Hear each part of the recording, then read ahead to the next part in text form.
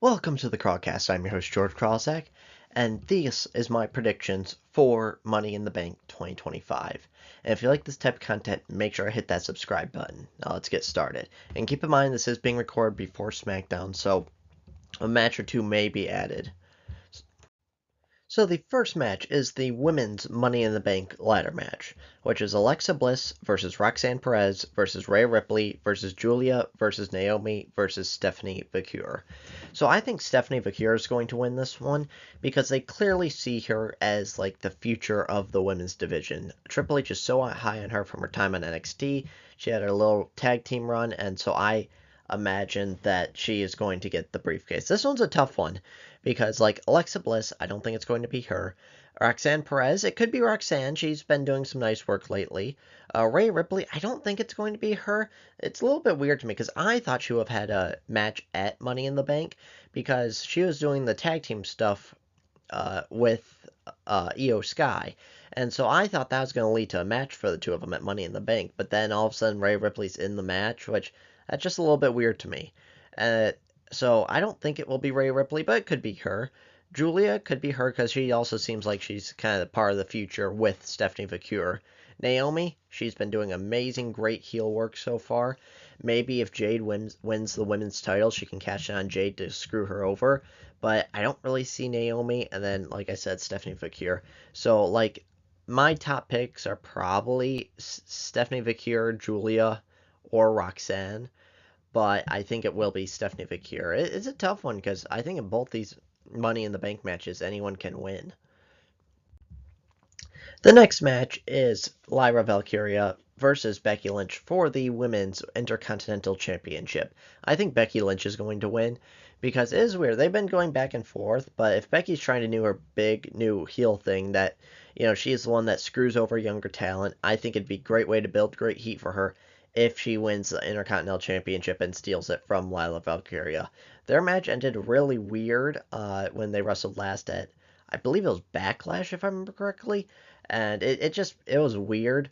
And so now it seems like they'll have a proper finish here, and it'll be interesting because it seems a little bit pointless to bring Becky back, turn her heel, and then just have her lose over and over again to Lyra Valkyria.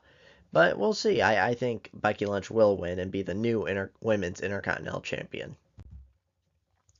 The next match is the men's Money in the Bank ladder match, which is Solo Sikoa versus LA Knight versus Penta versus Seth Rollins versus Andrade versus El Grande Americano. So I have a little bit of a hot take with this one. So for the men in the match, I am picking Seth Rollins because I think he is the most obvious one. That's the one thing I struggle with is I hate picking the most obvious one, and I feel like there's always room for a swerve where it's like obviously Seth Rollins. But the problem is Seth Rollins right now is feuding with CM Punk, and he's also kind of feuding with Roman Reigns. And so it feels like either CM Punk or Roman Reigns is going to screw Seth Rollins. And this is how I have it in my mind.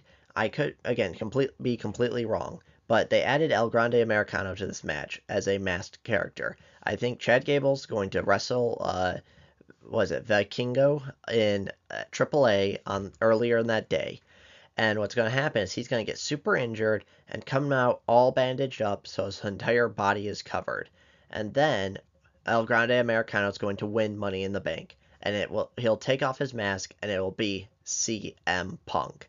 I think there's going to be like a Brock Lesnar situation where CM Punk will end up with the briefcase, and I think that'll help transition him into kind of quote unquote cashing in on John Cena. Because I think CM Punk, what he'll do is kind of reminisce of what John Cena did when he won Money in the Bank. Because what happened is John Cena won Money in the Bank, and they announced beforehand, I'm cashing in on CM Punk for the WWE Championship on Raw's 1000th episode. And then Big Show interfered, and we don't really talk about that because Big Show kind of ruined the match. But and then at SummerSlam, it was Punk, Big Show, and Cena. So I think Punk will do a similar thing where he's like, I really want to face John Cena, so I'm cashing in my Money in the Bank contract at SummerSlam to face John Cena. I think that could be an interesting way to do it. But if you look at the guys like Solo Sikoa, I can see him winning and potentially cashing in on Jacob Fatu. If you watch my How Austin Theory's cash in could save Money in the Bank. If you watch that video, I kind of reference this a little bit where if he says, I hate Jacob Fatu and I'm screwing him over because he feels like he's better than me and better than the bloodline, so I'm cashing in on the U.S. title just to screw him over. I think that could work if Solo Sikoa wins and does that. And because I think you have to keep in mind, Jey Uso is the only one that can get cashed in on. Because John Cena simply is not losing the title via cash in. It's not happening. It can't happen. It's not going to. So the only way someone can win is off of Jey Uso. So it kind of has to be probably a heel and probably a Raw superstar, although it could be a SmackDown one. Um, so kind of keep that in mind. LA Knight, it could be him if they finally want to go over to the popularity contests. Give it to him, but it kind of feels like his time has passed. Where he was like the hottest wrestler a couple of years ago, and now his momentum's faded. And even when they gave him the U.S. title, it really didn't feel that great. And then Penta, they just jobbed him out to Dominic Mysterio 2 times in a row, and for the Intercontinental Championship, and now they're gonna elevate him to the world title picture. That I don't really see that happening, although it could. Again, Seth Rollins, it's tough because he's already in a feud with Punk and Reigns. So I think Punk could cost him the briefcase and then just run away with it, or I think Reigns could cost him the briefcase. Because to me, I think the story is too simple if it's just Rollins enters and then Braun and Braun come in and take everyone out and Rollins wins. To me, that's it's too obvious, so it can't be the story because I think WWE hates doing the most predictable thing, and I just think that's too predictable. And then you have Andrade. There's no way Andrade's winning it. And then El Grande Americano, like I said, that one's going to be interesting because um, it could be anybody, and then also I would love Chad Gable to be elevated to the main event scene. And if El Grande Americano cashes in on Jey Uso, that honestly would be the coolest thing ever. I think that would be great, but I just don't see WWE elevating him to the main event and letting him cash in. So I'm going with Seth Rollins as the pick for the who's going to win the match, but my dark horse pick is I think CM Punk's walking away with the briefcase. That's my dark horse pick. So the main event is John Cena and Logan Paul versus Cody Rhodes and Jey Uso. This match I keep going back and forth on. So, like I said previously about how the Money in the Bank cash-in has to be on Jey Uso, I wonder if they want to show us a cash-in attempt this night. So all I can see is John Cena wins, pins either Cody Rhodes or Jey Uso, doesn't really matter at this point, and then the guy comes out to cash in on Jey Uso, and Cody Rhodes kind of fends him off, and Jey Uso doesn't get cashed in on. Because there's no way I see really Cena getting cashed in on.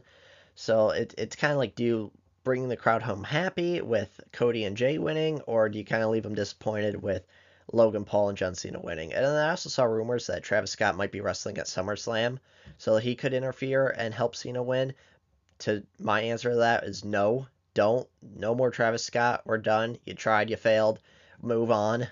So I think Cody and Logan Paul will win, but it could go either way. I also think it's kind of interesting that they're bringing back Cody Rhodes this early because it feels like John Cena shouldn't lose the title until his final match. Because let's just say Cody Rhodes and John Cena face each other at SummerSlam and Cody wins the title back. Then what's next for John Cena? He has no other goals to accomplish. He already had the world title. He broke the record. So why is he wrestling from December or from SummerSlam till December in his final match?